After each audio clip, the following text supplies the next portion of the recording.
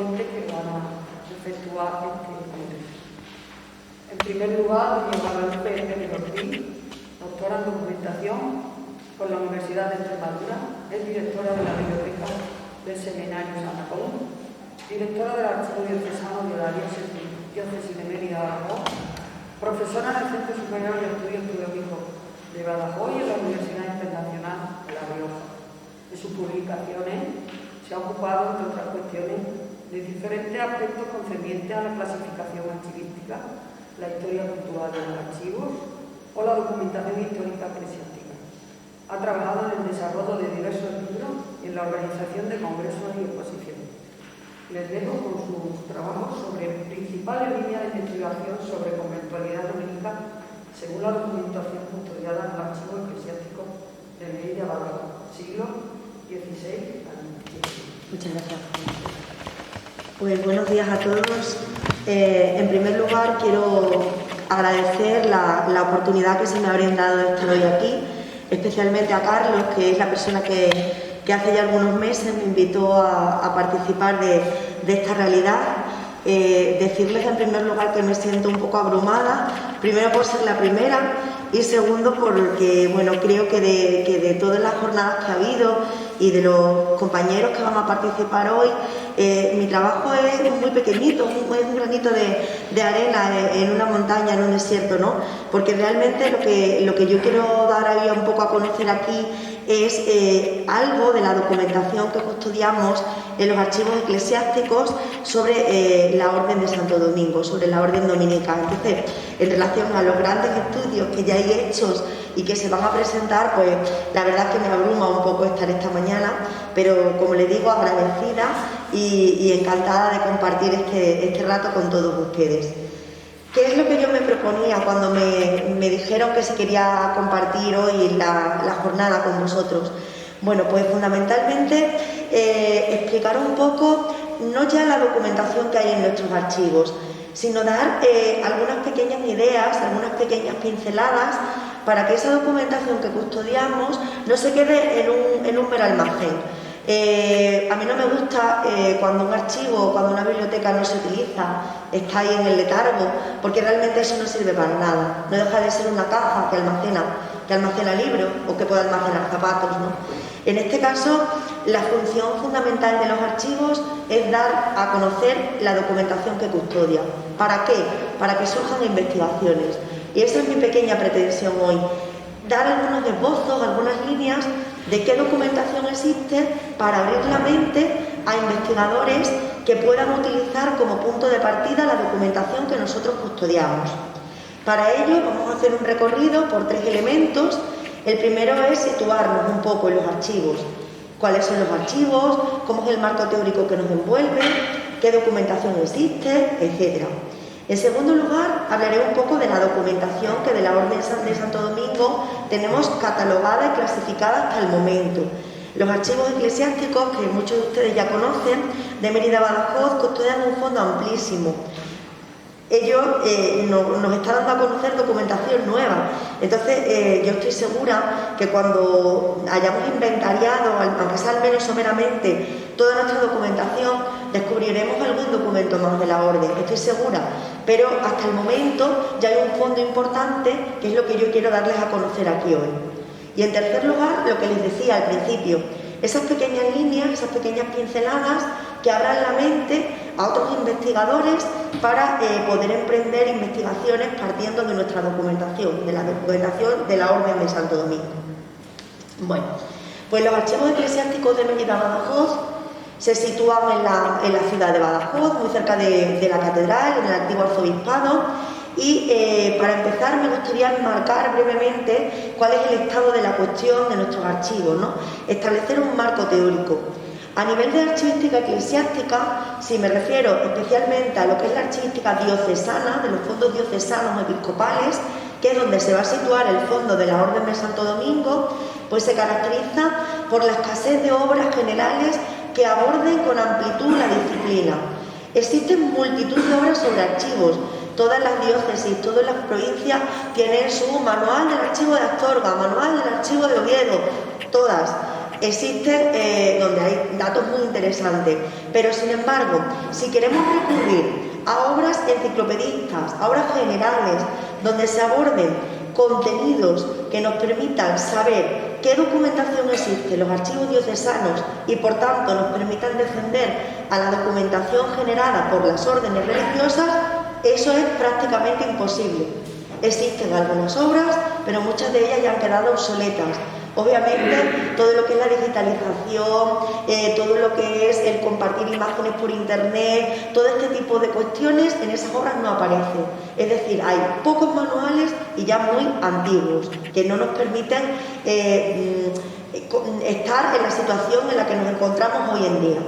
¿Qué pasa con los archivos eclesiásticos de Mérida Badajoz? Pues que todo esto se lleva casi a un extremo, nos iríamos al otro extremo de la montaña. Son muy pocas las publicaciones que analizan con rigurosidad científica los fondos desde una forma general. Si tenemos obras que dan a conocer, bueno, pues dónde está el archivo, cuál es su horario, qué documentación existe de una manera muy general, pero muchas de ellas incluso han quedado obsoletas. Hay gente que nos llama y nos dice, ¿qué pone en tal obra que el archivo abre tal día, tal? No, todo eso ya está antiguo. Entonces, requerimos de un trabajo de revisión constante de todas esas cuestiones.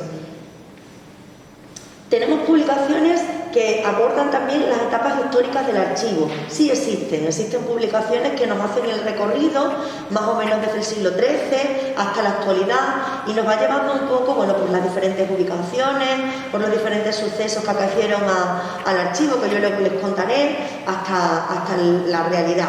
Y luego, los estudios documentales generales son bastante escasos.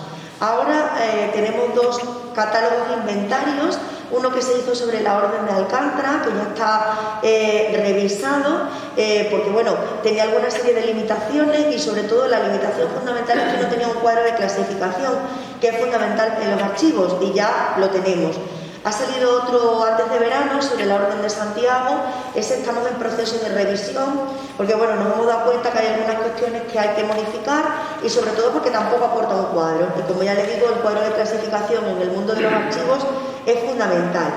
Existen también algunas tesis doctorales, algunos trabajos serios de investigación que abordan puntos concretos del archivo, como puede ser el archivo de la catedral. Hay una tesis en proceso sobre el archivo catedralicio, hay algunos estudios sobre la documentación musical, hay estudios sobre cofradías, hay estudios sobre el tema de las capellanías o la economía, pero el principal problema de nuestro archivo es que no hay una obra general donde un usuario pueda hacerse una idea de una manera rigurosa, de una manera científica de lo que existe. Y no existe porque todavía no conocemos al 100%, bueno, yo diría que ni al 50%, lo que dentro de esas paredes se custodia. Entonces, es una limitación importante, sobre todo de cara a los investigadores, porque muchas veces no podemos ofrecer lo que tenemos porque no lo conocemos. Y si no lo conocemos, pues particularmente es como si no lo tuviéramos. En cuanto a la historia de nuestros archivos, bueno, pues en los archivos eclesiásticos de Mérida Badajoz custodian 5 fondos independientes. El fondo diocesano, que es donde se va a ubicar la documentación dominica y del resto de órdenes religiosas. Los fondos de las órdenes de Santiago y de Alcántara, que son 2 fondos que se cerraron cuando por la promulgación de la bula Quo Gravio desaparecen las órdenes militares y sus territorios pasan al obispado. El fondo de la catedral, que se sitúa en depósito, el cabildo es el propietario de ese fondo, nosotros lo tenemos allí a modo de depósito, y los fondos parroquiales. Los fondos parroquiales se trasladaron en el 2012-2013 a nuestras instalaciones, siguiendo una recomendación de la Conferencia Episcopal Española, donde se decía que, dado a las circunstancias que en algunas poblaciones los fondos parroquiales estaban teniendo, donde los sacerdotes cada vez tienen más pueblos que atender y menos tiempo para poder atender la documentación de los archivos, se recomendaba que se concentraran en los archivos diocesanos.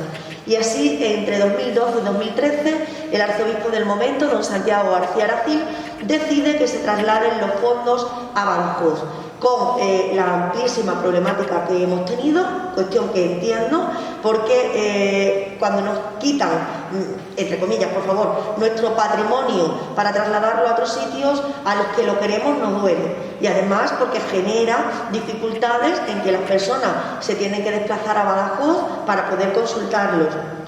La pretensión de la conferencia, la pretensión del obispo y sin duda mi meta de trabajo es facilitar al investigador en todo lo posible que acceda a esos fondos. Hay gente que reconoce que también tiene sus ventajas y es que cuando van a Badajoz acceden a mayor número de archivos parroquiales. De la otra forma, si por ejemplo vienen a Zafra, pues solo pueden consultar el archivo de Zafra, pero si van a Badajoz, pues pueden consultar Zafra, Mérida o todo lo que nosotros tendríamos allí. Entonces, es una balanza que, bueno, que yo entiendo que según el lado en el que lo miremos, a veces se inclina hacia un lado, a veces se inclina hacia otro. El archivo diocesano nace en el 1255, de la mano del primer obispo, Fray Pedro Pérez. ¿Esto es verdad? Bueno, según nos dice la historia, sí, pero no existe un archivo consolidado desde esa época. ¿Por qué? Porque en aquel momento los obispos, basándose en algo que se llamaba pluralismo de beneficio, iban de una diócesis en otra buscando pues riquezas. Y, nos guste o no, la diócesis de Badajoz no ha sido, no es, y yo creo que no será, nunca la más rica de España. Con lo cual, los obispos del momento pues preferían estar en otros lugares donde obtenían más beneficio. ¿Qué pasaba? Que la documentación que originaba pues se podía custodiar en Badajoz o en el sitio donde estuviera en aquel momento. Entonces, no existe una continuidad temática ni cronológica en esa documentación hasta el Concilio de Trento. Cuando se realiza el Concilio de Trento es cuando se obliga a que el obispo resida en la diócesis que le ha sido asignada. Como consecuencia de ello, el obispo de Badajoz produce la documentación en Badajoz y es ahí cuando se crea verdaderamente el archivo diocesano y tiene una continuidad hasta nuestros días. Son diferentes los hechos que han ido acaeciendo a nuestros archivos. Existe un documento muy interesante de principio del 18 donde el obispo del momento nos dice que estando en la guerra de sucesión, el obispado se encontraba arriba en el castillo, pues había caído una bomba y muchos documentos se destruyeron quemados por el incendio que esa bomba originó. Después, bueno, tenemos la Revolución Francesa, que también supuso grandes pérdidas para nuestro archivo. La Guerra Civil Española, no tanto en cuanto a que se perdieron, sino en cuanto a que se desordenaron. Intentando salvaguardar la documentación, se llevaban a diferentes lugares. Después, volver a constituir y a dar un orden es una cuestión pues, que genera mucho caos y mucha problemática. Entre 1965 y 1990 el archivo sufre 4 traslados. Yo cuando leo dicen que es en busca de mejores condiciones. Yo creo que es en busca de quitar algo que nos molestaba, que no sabemos dónde poner. Entonces el archivo estaba aquí, necesitábamos que las instalaciones, porque vamos a hacer obra, ¿qué hago con el archivo? Lo pongo en otra. ¿Qué hago con el archivo?